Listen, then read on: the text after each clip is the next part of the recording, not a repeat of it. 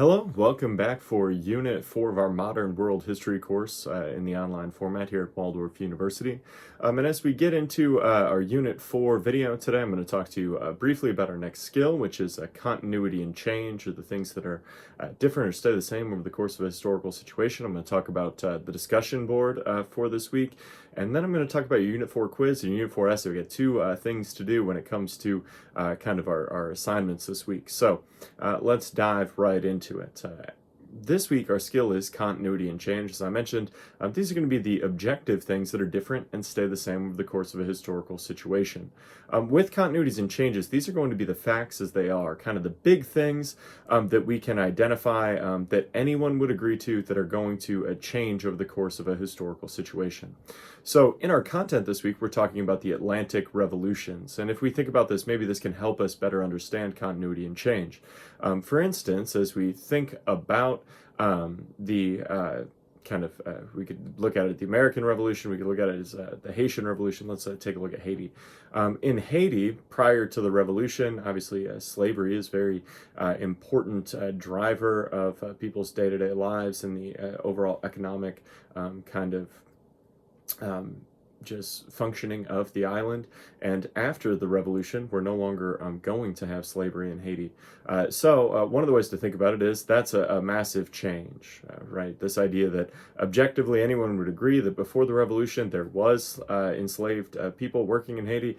Afterwards, there is slavery is going to be abolished on the island. And so as that happens, we want to make sure we're sifting out whose point of view and some of these other things. For instance, it doesn't matter if you're a person that ran a plantation in Haiti, and this is the worst thing for your pocketbook that's ever happened, or you are a formerly enslaved person that now has freedom, and this is a great thing for you. Continuities and changes, we want to make sure that we're looking at them objectively. The same way we could look at in the American Revolution, the idea that whether you were the staunchest loyalist to the crown or you were Paul Revere himself, when the war ends and the colonies move out from under British rule, everyone would agree that that had happened. So we want to be working on this. We're going to pair this with our skill next week, which is progress and decline, which is then we'll take those groups and talk about them in terms of who thought these continuities and changes were good or bad.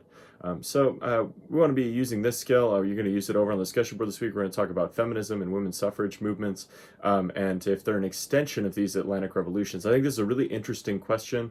I think as you get into it, one of the things I'd really encourage you towards is have this in mind as you work your way through the reading for the week and the other content that's there. I think that can be a really useful strategy for taking a look at this and looking at this as an extension of some of these kind of movements based on liberty and freedoms and equality in particular, and how feminism and women's suffrage, as we're now 100 years past women getting the right to vote in the United States, but how that's an extension of these Atlantic revolutions. I'd like us to explore that over the discussion board.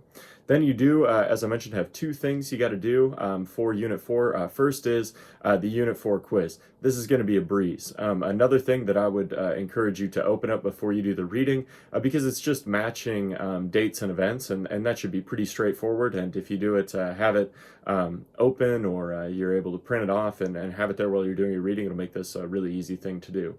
The other thing you have is a short essay, 2 pages, comparing and contrasting the 4 Atlantic revolutions. So you're going to be talking about the American Revolution, you're going to be talking about the French Revolution, the Haitian Revolution, and the Spanish-American Revolution. All those are well covered in the text. So again, if you have the opportunity to sit down and think about how, if I were doing this, one of the things I would do is I would take a sheet of paper and I would just literally divide it in half and put compare, contrast, and then as I'm going through the reading, I'd fill in some things there that can provide me with different evidence for whatever argument you're going to end up making. Again, we have great resources here in the Blackboard shell under research resources, so think about utilizing some of those. The Fordham Full Text Archive or the Avalon Project could be really useful for this essay as you're looking at comparing and contrasting. And then, as always, make sure we're putting things in APA style.